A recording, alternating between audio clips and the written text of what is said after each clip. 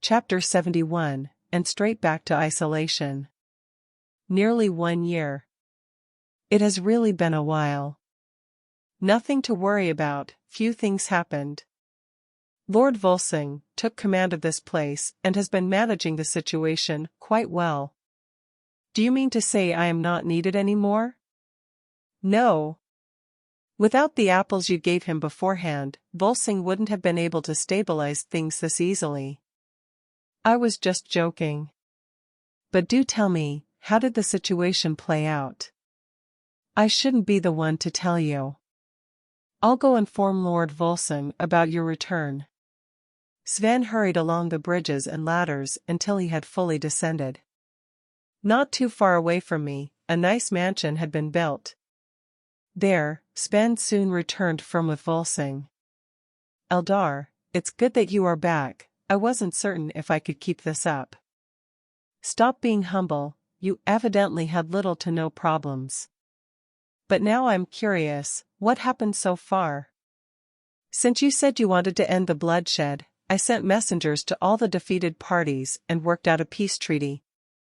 We will all pretend this war never happened, and in return, our forces will have free passage through their territories. I also took the liberty of signing a non-aggression pact with the humans. After that, I've been trying to rebuild what was destroyed during the battle and make a few improvements. A non-aggression pact with the humans. You still hold some loyalty towards them, do you? I do indeed, but that was not the main motivation behind this. Sigurd broke through to King Magus and took Loki as his personal advisor. With this, the humans' war potential is now second only to us and the Dark Elves. The Dark Elves? Weren't the Aesir the most powerful? Where did the Dark Elves suddenly come from? That is mostly due to us having little to no information about the Dark Elves. We only know that their leader, Night Owl, has been a King Magus for a long time. Apparently, Odin feared him so much that even after becoming a King Magus himself, he never showed any hostility or arrogance towards the Dark Elves. However, that's all we know because they never leave the Dark Forest. So we just assumed that this old Dark Elf is still alive and at the peak of the king level? If he had died, Odin would have surely found out and mass murdered the Dark Elves. Did Odin have a murder wish for everyone alive? From what I've heard, in Odin's vision, the Aesir would be the rulers while the elves, dwarves, and Vanir would serve beneath them. Everyone else will be murdered. So I killed a genocidal psychopath in the making. I'll just think of evolving. System - For your next evolution, you will need to condense a physical body. By that, I mean you will have to condense your body into a humanoid shape. So first, you'll need an innate understanding of life. Also, don't bother me until you have that. What was that? System? Hello, anybody home? Sorry, the number you have dialed is currently unavailable, please try again later. Eldar, who are you talking to? What? Oh, Volsung, I was just trying to talk to the crazy voice in my head. Are you okay? Maybe the last battle did more damage than you thought. And now you think I'm crazy. Anyway, something has come up and I'll have to meditate for quite a while. I don't know how long it will take until I wake up again, but I'll have to trouble you to take care of this place. I'll make sure to grow some apples while I meditate, so don't worry about that. With that, I once again retracted all my focus into my body and shut out the outside world. After that last battle, I had vaguely sensed a possible path to gain an innate understanding of life. The value of life was definitely a good starting point, and from there on out, I could only rely on myself. What is the value of life? I let the question reverberate through my mind, seeking not the logical or correct answer, but instead, the one that would truly come from me. Only through this way could I truly attain an innate understanding. Copying what others said was the correct answer would only bring me flaws. Other opinions could at most serve as references. Chapter 72, Life? Live? Love? Did I value life and how much? Can life even have a set value? Is there a difference between different lives? I didn't know where or when life started, nor its purpose or endpoint, if such a thing even existed. But I remembered the feeling when I saw those fleeing armies, leaving behind their fallen comrades. I felt unwilling to end their lives. To be completely honest, I had also felt unwilling to end the ones already fallen, but somehow it felt different. What was it that had changed? Necessity. The death of those fallen was necessary for me to survive. The fleeing ones didn't have to die because they didn't mean to harm me anymore. Was that the right answer? Was it fair? No. But it was my answer nevertheless. The value of all life was immeasurable, but if the necessity arose, I would choose my own over others. A contradiction, but that is just how life is. How life is.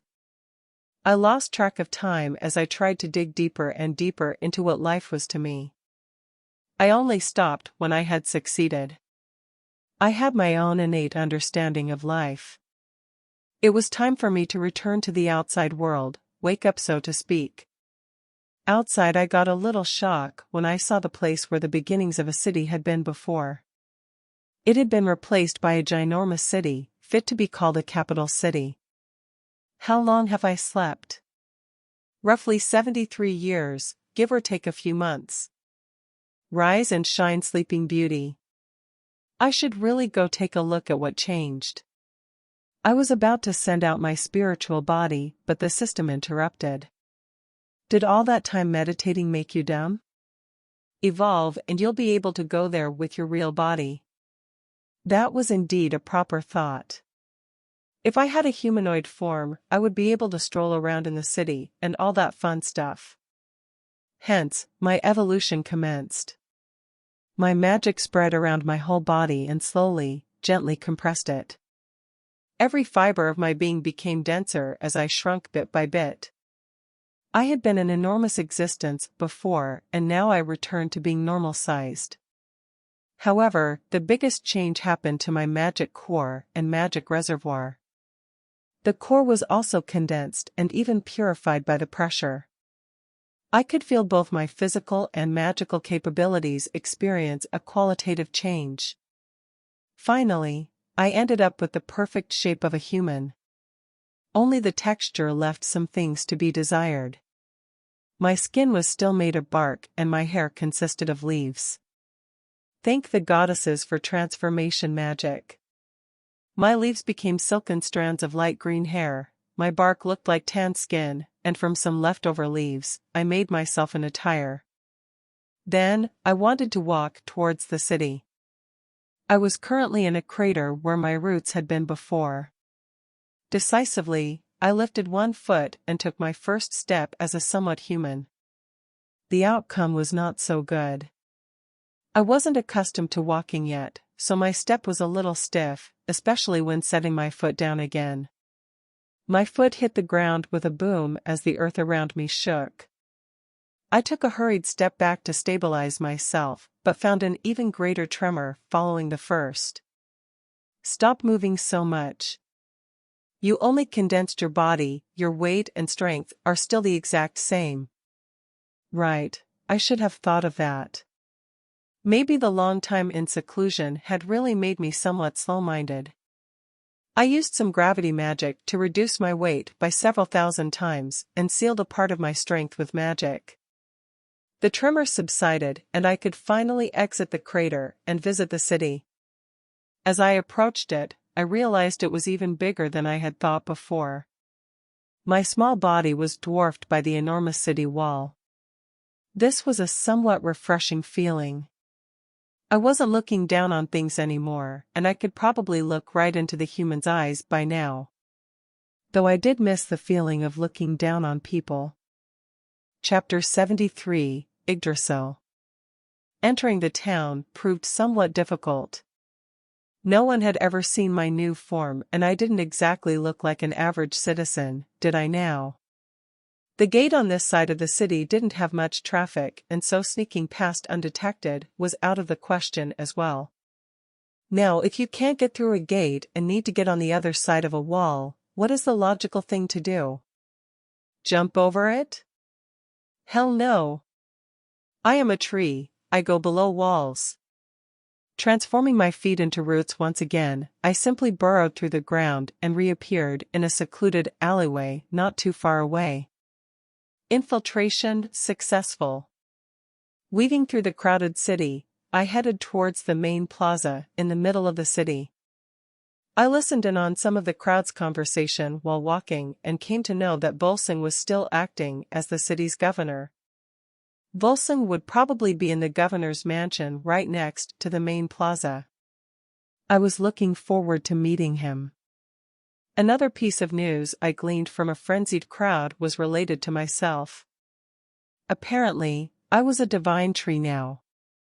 Most of the city was filled with believers of the religion known as Yggdrasil. This religion was built surrounding my existence as a deity that gave his blessings once a year in the form of various fruit and beasts. Calling me a deity was somewhat foolish of these people, but they didn't know better. The main temple was also located adjacent to the governor's mansion. I'd have to visit that place after talking to Volsung. Soon, I arrived at the main plaza and approached the governor's mansion. Entering through the ground wasn't an option, so I approached the entrance openly. Understandably, the guard stopped me before I could get really close. Halt. This is the governor's mansion. No one can enter without an invitation. Please hand over your invitation or return to where you came from. Could you inform Volsung that Eldar has come to visit? How dare you use Lord Volsung's name so casually? If you were really here for a visit, you would have an invitation. Leave now. This was getting me nowhere. Giving up on keeping a low profile, I blasted a mental message into the mansion. Volsung, I'm back. However, I'm a little held up at the door due to not having an invitation. Could I trouble you to come to invite me inside? Of course, the mental message could be felt by the guards. They didn't hear its content, and to them, it was just an attack. An attacker, seize him. Both guards thrust their spears at me in an effort to drive me back. I stepped forward and grabbed the tips of their spears, gripping the blades themselves. The guards froze as they incredulously stared at the blades that didn't cut my skin. High-quality steel weapons had no effect whatsoever on me. Drop your weapons. Eldar, please don't mind them and come inside. Volsung had arrived. Upon his command, the two guards immediately dropped the spears and saluted.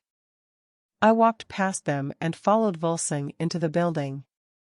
He led me into an elegant drawing room where we sat down opposite of each other and each received a cup of tea. How did you get your spiritual body to look so real? This isn't my spiritual body, it's the real deal.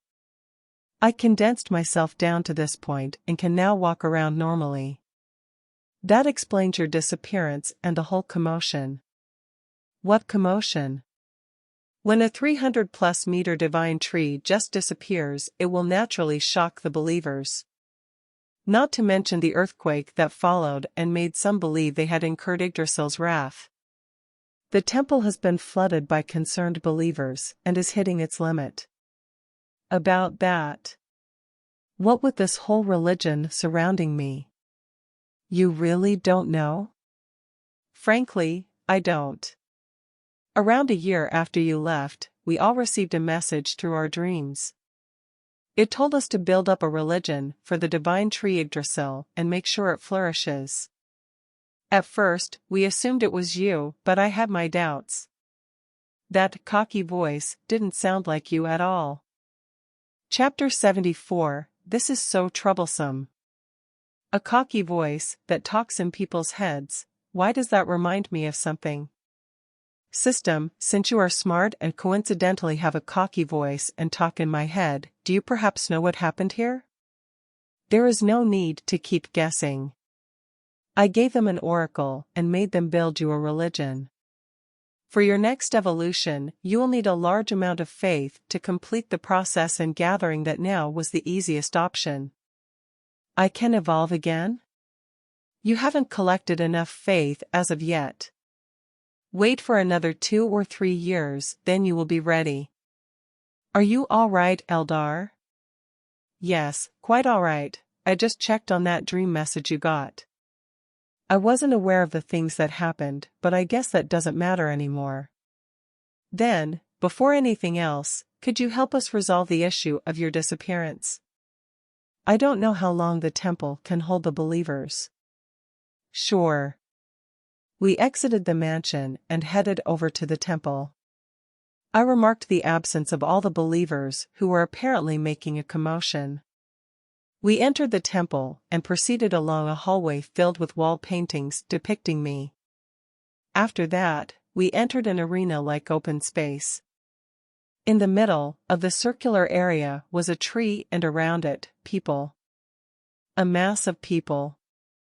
Held back by a thin line around the tree and the menacing stare of an old man. Yggdrasil has been angered, High Priest. Why won't you tell us what is happening? Did the priesthood lose the favor of the divine tree? No, we must have sinned and attracted Yggdrasil's wrath. High Priest, how can we calm the Divine One's anger? High Priest, why aren't you answering? This was madness. Thousands of believers were swarming this place while yelling question after question. So, who's the old man? Your High Priest. He's a Duke Magus that was also called here by a dream message. He looks so calm. He never shows any facial expressions. Based on his temperament, I'd say he's about to murder half the people at the front. You should do something before he loses it.